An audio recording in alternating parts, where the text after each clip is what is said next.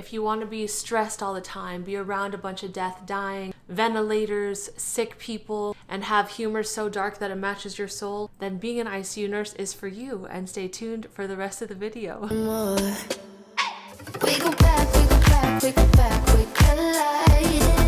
What's up guys, it's Kathy aka your girl Nurse Chao. In today's video we are talking all about how to become an ICU nurse, whether you are a nursing student, a new grad, or an experienced nurse and you want to make the jump into some nursing that is very intense.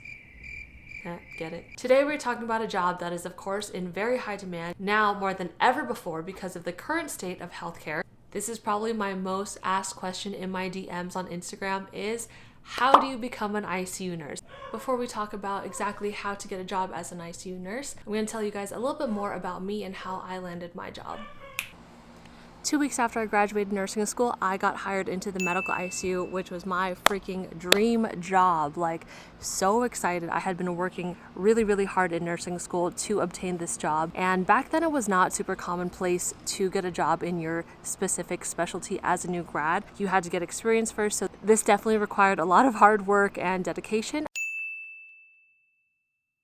The number one thing you can do while you're in nursing school to help you get an ICU job is to precept in the ICU. So important, because when you precept in the ICU, you get knowledge about titrations, you get to have exposure to the ICU patients, you get to see different disease processes, you get to have exposure to the ventilator, know how to do oral care, understand how the code blue flow works, all of that good stuff that you would have never had exposure to had you precepted in other units. I was lucky enough to precept in the ICU, and I think that this set me apart from other candidates that wanted to be in the ICU but had not precepted while they were in nursing school. Honestly, when I was in nursing school and I used to look at ICU patients, I would get kind of scared. I'm like, oh my gosh, I think all of those people are dying and you expect me to help save them. Like, what?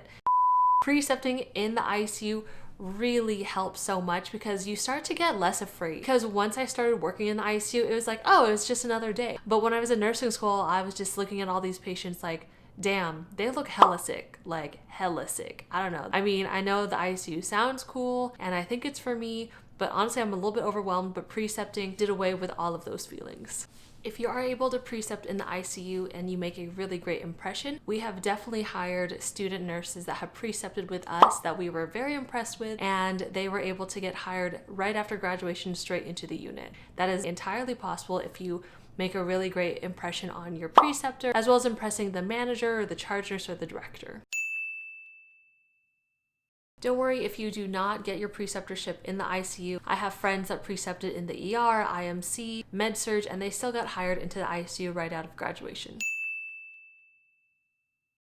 This is not offered for every hospital or every nursing program, but you can have a nurse externship or becoming a NAP, which is a nursing assistant. This is basically a paid position that you can have in nursing school to give you experience in a specific unit. It's a good way to make some money, get some exposure, but it's also not necessary. I was not a NAP. None of my coworkers were NAPs or had externships in the ICU, and they all still got hired right after graduation.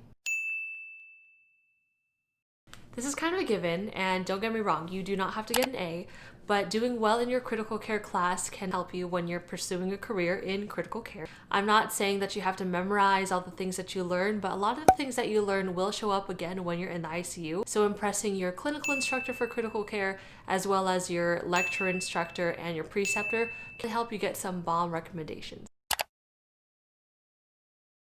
Now let's talk about after you graduate nursing school. How do you become an ICU nurse then? Of course, what you need is you need to finish nursing school, pass the NCLEX, and now that you've done those things, you've graduated, you've been pinned, you are ready to set sail on this ICU nurse adventure. One big thing you need to do is apply everywhere. Even at hospitals that you didn't think that you wanted to work at, but they have an ICU new grad program, definitely apply everywhere and anywhere. Also, specifically look at hospitals that have these things called nurse residency programs. It's a program you do after nursing school to bridge the gap between nursing school as well as right into the bedside. So it kind of helps you brush up on skills and cover some additional topics. I was in a nurse residency program, and these nurse residency programs hire in cycles, and they tend to go with when people are graduating. So it'll be like a December cohort or like a June cohort for the spring graduates, etc. It gets really competitive, and this is such a great way to help integrate you right into the ICU without overwhelming you and throwing you right into the bedside with no bridge in between.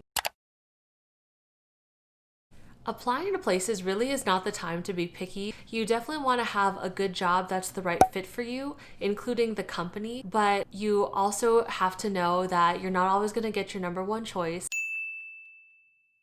Where I wanted to work originally was where I precepted. I love the unit, I love the hospital, but they weren't hiring new grads at the time, and I was set on going straight into the ICU. I applied at the sister hospital, then that's where I got my job. But the sister hospital ended up being a much better work environment for me, and my coworkers and I are just such great friends that I can't picture myself anywhere else. So even if you're not getting the job that you thought that you wanted and it's not your number one choice, it could end up still being a really great fit. Even if you don't love the hospital that you're at, that doesn't mean that you have to stay there. But if someone's willing to train you as a new graduate straight into the ICU, do not sleep on that opportunity. The networking that you did in nursing school will play such an important role right here. All of those charge nurses, managers, directors that you networked with, that you impressed while you were a student, now is the time to reach out to them. Reach out to the specific ICU directors and managers that you want to work with and tell them why you're passionate about working in their ICU and how their hiring process works. Let it show that you don't just want to be an ICU nurse, that you want to be an ICU nurse specifically with them, whether that's a neuro ICU, a cardiac ICU, and why that hospital. When you talk to these managers, these directors about hiring you, do not take no for an answer. Of course, don't be annoying, but you gotta be persistent. You have to email, you have to call, you have to show up in person. You gotta do whatever you gotta do so that they know that you care and that you want this job. Also, hospitals will have job fairs. Definitely go to the job fair. If you see the ICU director there, seek him or her out. You just gotta be persistent. Being annoying, but not too annoying, definitely pays off. You want to make sure that your resume and your cover letter are on point. Your resume should have your work experience, any leadership experience you have, any volunteer work that you did, any projects that you led, and also not just listing it, talking about it in great detail, your role in those organizations, your role in those projects. They want to know about it. They want to know, oh, if you're really active outside of nursing, Mama Chao is calling, hold on. Sorry about that. They love to see if you did all of those other things while you were in nursing school or before nursing school, that you're going to do the same thing while you're a nurse and bring about positive change while you're working in the hospital. Acing the interview is the most important part of getting an ICU job, but it's also the chance that you get to let your passion for the ICU show. They're gonna ask you a lot of questions about your why. Why do you want to be an ICU nurse? Why do you think that you can handle becoming an ICU nurse right out of nursing school? How come we should choose you? Knowing your why as to why you want to do all these things and letting your passion just exude and come out your body and really just have it illustrated to the people that are hiring you is so important. I had one patient story that I used over and over again, but every time I told this story, you can see how emotional I would get and how much I loved the ICU. Having specific examples or stories that you can tell is definitely going to help, but you have to make sure that it doesn't sound rehearsed and it sounds very genuine. Some things to stay away from in your interview is if they ask you, what is your plan after the ICU, or where do you see yourself in 5 years? Please do not say in grad school, or please don't say in CRNA school. They don't want to know that you want to be in the ICU for 2 years and then you want to dip. Even though that may be true, you want to make sure that you're conveying that you're in there for the long haul and you want to be a part of the team and all of that good stuff. Even if you want to be in the ICU for 2 years just to get your experience, then go to CRNA school, that's totally fine, but just don't say that. If you're coming from med-surg or IMC and you want to go to the ICU, talk to your manager or director. Once you're eligible and you've finished your contract in that unit, apply online. Then you do your interview with the ICU director or manager, and usually that's about it. And then you have to take some sort of class and do some preceptorship. Internal transfers get first priority over new grads, so if you're looking for a change and you want to go to the ICU, don't be afraid to take that leap and just go for it. If you're a nurse coming from a different setting other than inside the hospital, maybe you work at a long-term care facility, a rehab, a nursing home, etc., and you want to go into the ICU, definitely apply. If maybe they're saying that they want you to get some experience in the hospital in a different floor first, take that job and you can just transfer later. Sometimes they might want you to start out in med-surg or in IMC, be there for at least 6 months or maybe a year, and then transfer to the ICU afterwards. Some things that you don't necessarily need to do in order to give you a competitive edge is you don't necessarily need to get your own BLS and ACLS certifications. I've gotten this question a lot, like, does it give me a competitive edge?